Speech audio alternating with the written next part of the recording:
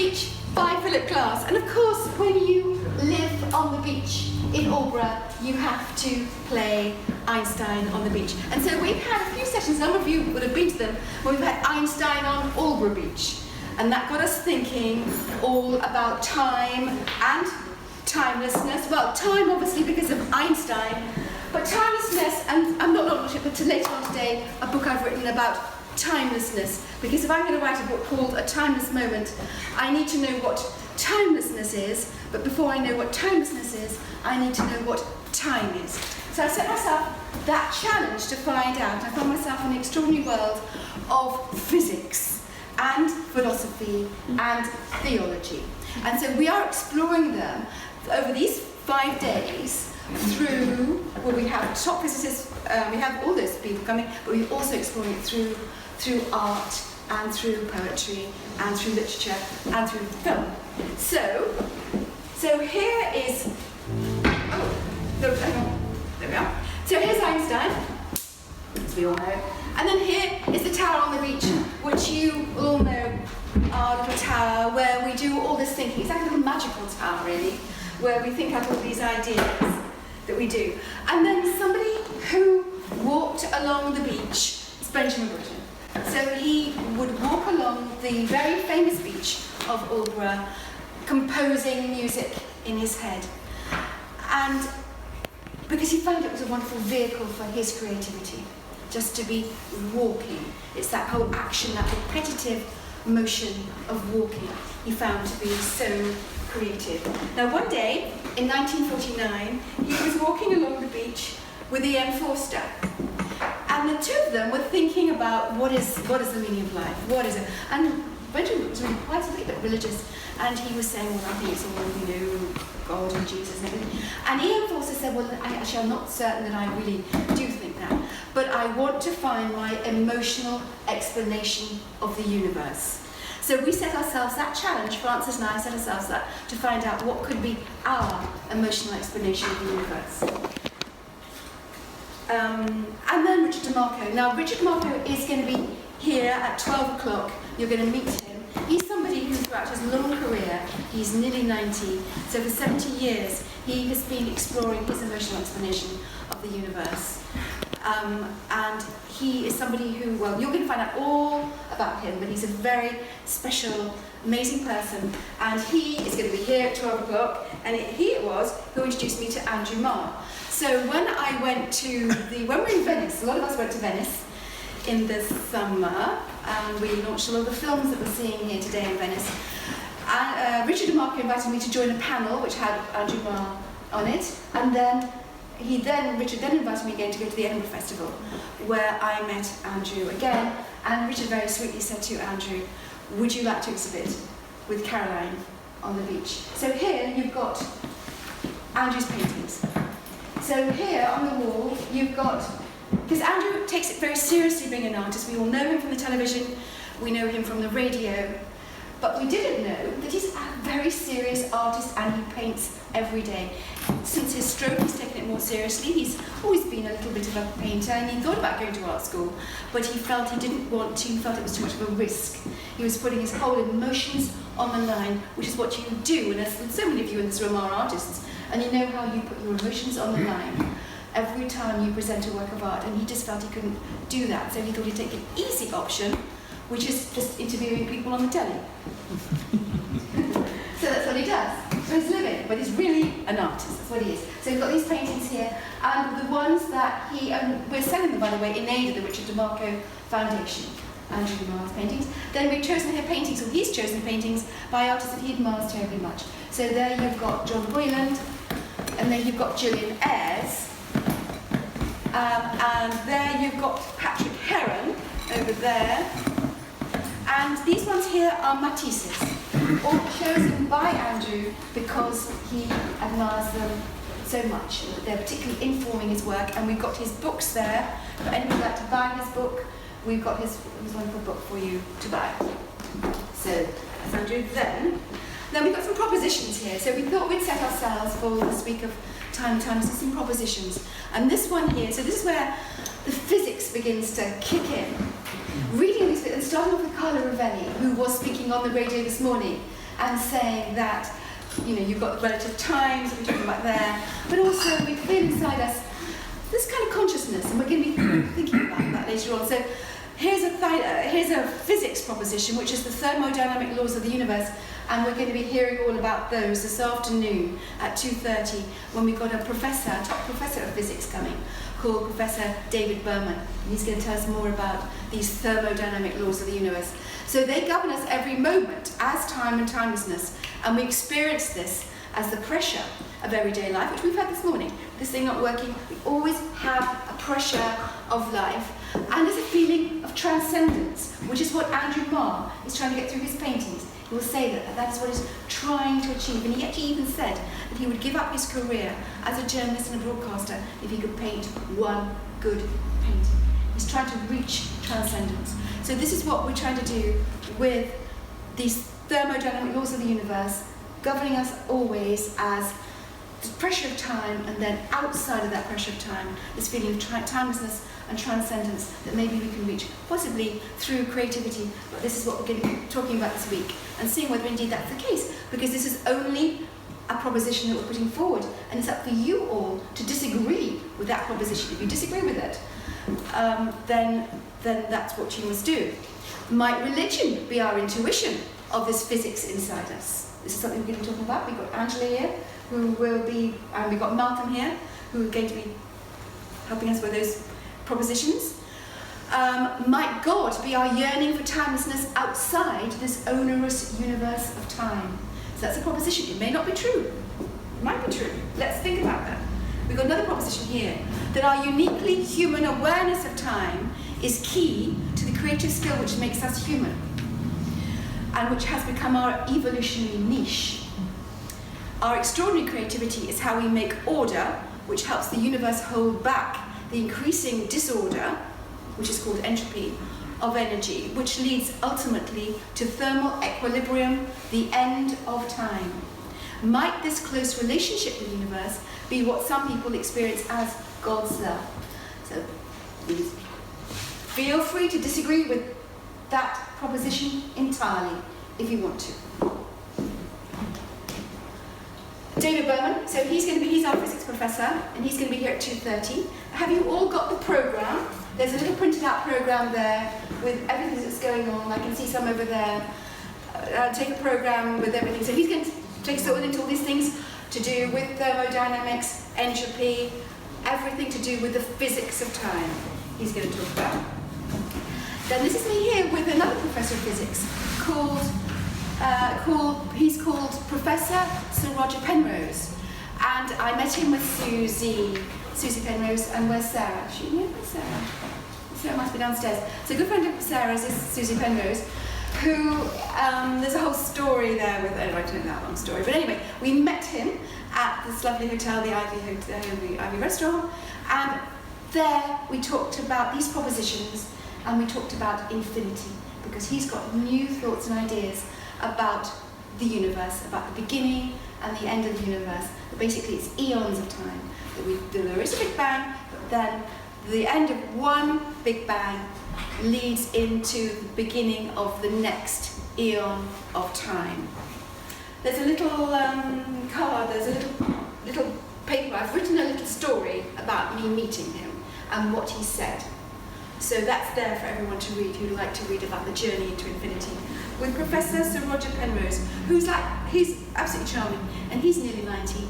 And the thing is actually these days to be nearly 90, because Ricky DeMarco is nearly 90, in fact he's 90 this year, and also I'm very pleased to tell you, we've got Humphrey Burton coming in a minute, and he's nearly 90 as well. Here's Malcolm Doney. Malcolm is here, and Malcolm is going to be helping us think through some of these thoughts that we're thinking about, whether it could be that religion is our intuition of physics or not. Then we've also got A.C. Grayling, who's one of our leading philosophers. I think he'd probably say that he is the leading philosopher. Let's say so. Maybe he's not the leading philosopher. Where's Hugo? Hugo, is he the leading philosopher? He's certainly one of them. One of them. You're not going to go further. You'd probably like to think that he was but anyway, he's certainly one of them, isn't he? Yes. So he's going to be here tomorrow afternoon. He's going to be here tomorrow afternoon, guiding us through really the philosophers of time, because really time and timelessness is something that's been exercising philosophers' minds since pre-Socratic times. So all those ancient Greeks, actually what they were thinking about is what is this thing of time and what is this thing of timelessness. And so that's them, and then obviously through Aristotle and Plato, and then going up through all the different thinkers, through St. Augustine and Thomas Aquinas, all thinking what is it all about. And so he's going to guide us through that. Then we've got this young man here. We've got Hugo here, and Hugo's going to tell us all about consciousness, because somehow it's through our consciousness. You know, there's a lovely quote, isn't there, of Jung, that says the only equivalent of the universe without is the universe within. And there's an easy problem with consciousness, which is what goes on in the neurons, but there's the hard question, which is how do we feel things? What is feeling? What is this feeling, this qualia, this kind of feeling that we feel in the world? And that we feel somehow time, and we feel somehow timelessness. And Hugo's going to help us to understand how it is that we are feeling time and how we're feeling timelessness. Because the proposition is that they are so important for us in everything that we do, in our creativity, indeed. So then we've got Blake Morrison coming on Saturday afternoon, who's going to be thinking how time and timelessness have been important to his poetry. And then we come back to Ian Forster, but all sorts of other things. In your little programs, you've got everything that's going on here, so we've got a whole series of things happening in here. After me, we have got Judy and Stephen here, so they are going to be talking. They came out to Venice with us. Here's Venice, where we were. They came out to Venice, and they did a most wonderful, wonderful film, which you are going to have the pleasure of seeing their most amazing film, and they are going to tell you a bit about it. So that's going to be happening shortly, isn't it? What time is it happening? Is it 11 o'clock? 11:15. Okay, just got time after this to have a, they're 11:15, so that's going to be just completely beautiful for you to see. Here we are in Venice with David, all the way on David's there. And so we took we made a lot of films. The whole idea was alive in the universe. What does it feel like to be alive in the universe? That was the brief that we gave all our artists. So every day we had a different artist presenting a different work of art. And David did one day, and he's here being so instrumentally important with putting this thing together. David, thank you for your help. Here we are. Here's Lowell Sargent, who was with us in Venice. Obviously, you can see here. You can see the wonderful sunshine that we enjoyed in Venice during the time. And he's also made a wonderful film, which you can see. I think we're showing that. Was that tomorrow? Tomorrow afternoon we're showing that. Eileen Herring-Woods, here we are. She also is in Venice, and she's documenting this whole thing. And she's also made a fabulous film, which you can see tomorrow morning at 10:30. Oh, this is actually very short, this little thing. This little note to take us back. There's also things happening in the tower, in the lookout tower. At the top of the tower, we have Emily Godden, who has made a wonderful piece about Virginia Woolf. So it's completely searing. Actually, I don't say anything more about that. You go up singly, you go on your own to the top of the tower. It's open now. If anyone would like to go up there, they can go there. In the middle of the tower, you can have a Proustian moment. You can make a cup of tea. We've got a kettle there. We've got the lime blossom tea. You make yourself a cup of lime blossom tea. We have madeleines there, and you dunk your madeleine in your lime blossom tea. You put on the headphones, and you can hear some of the Proust, and we've also got all the volumes. We've got volumes and volumes of the Proust there for you to read through in search of lost time. So you can just sit there on your own for a quarter of an hour or something if you'd like to, and have your own Proustian moment of remembrance. And we're going to find out what remembrance is and remembering is, because that all comes into the same thing as well, with consciousness and physics. And we're going to find out what that's all about. So that's happening at the bottom floor of the tower. We have sacred music. It's a space of sacred music with beautiful compilation which Angela's put together We got the tape. Yeah, a colleague has put it together. He's from the Hindu and Buddhist traditions. He's made recordings of music in the East, and it's available. Lovely. So the wonderful thing is tomorrow morning, at about 11, isn't it? Angela's got some wonderful friends and colleagues from all sorts of... Which faiths have you got coming tomorrow, Angela? Goodness. It's an interfaith group, so we have some Christians, some pagans, some people from a Sikh tradition, a Jewish person, a Quaker, an atheist. There's quite a large group of us. We're looking to have a time together where we play, but we play in discursive form with those of you that would like to turn up. So come and find out. It's going to be good fun tomorrow morning. So that Not is flippant, but playful. Yeah, so it's good. I think about the way the different faiths have thought about time and time, because obviously it's so instrumental to every faith, is our proposition, and we will be able to speak with them to find out how important it is how important it is to them. And then downstairs we have an exhibition. Downstairs is our kind of hub where things go on. You can have tea and coffee down there and all sorts of things. And we have a lot of artists down there. We have like Regina, who has made a lovely work of art. And we've got wonderful works of art. So Regina's made one. Lots of artists in here have made them. We've got poetry. So we've got the lovely poetry here of Vanessa downstairs. So there's a lovely exhibition of works on the theme of time and timelessness downstairs. And also there are some films. So some of the 1-minute films that we showed in Venice are there on the theme of what does it feel like to be alive in the universe. And then also we've got some films just brand new. They've been screened. It's their premiere screening this week. Films by Regina, for example, and various other people have sent in films on the theme of time and timelessness, and they are all just 1 minute long. Anybody got any questions? Any questions? How are the scrambled eggs? Scrambled eggs.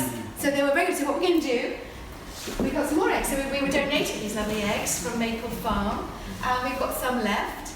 And so we are going to be cooking eggs today. We're not doing scrambled. We did scrambled eggs to show the irreversibility of time.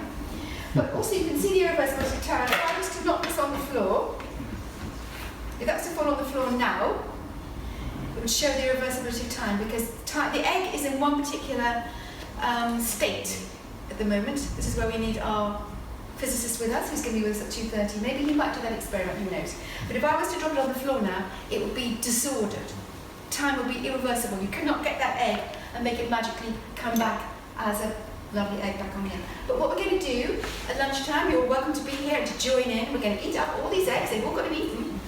And we're going to cook eggs. We've got Diana, who's going to be cooking eggs for 4 minutes 33 seconds. Some of you will remember when we did our John Cage, and we had our 4 minutes 33 seconds. We're going to repeat that thing, cook these 4 minutes 33 seconds for you all to have your 4 minutes 33 seconds. Before we have got some John Cage. We've got John Snitcher's coming, and he's going to be playing John Cage. He's going to be playing a piece called As Slow As Possible, which he's going to play over half an hour. And we're very happy. We've got Peter. We've got Peter Dickinson here, who is going to be also talking about his knowledge on Cage and on contemporary music and the way that composers think about time and timelessness in their music. So that's eggs. It's really quite an eggy thing. The whole thing is quite eggy. We showed a whole other. Oh well, I won't go more puns, but there we are. So that's it. So now we can, Alexa,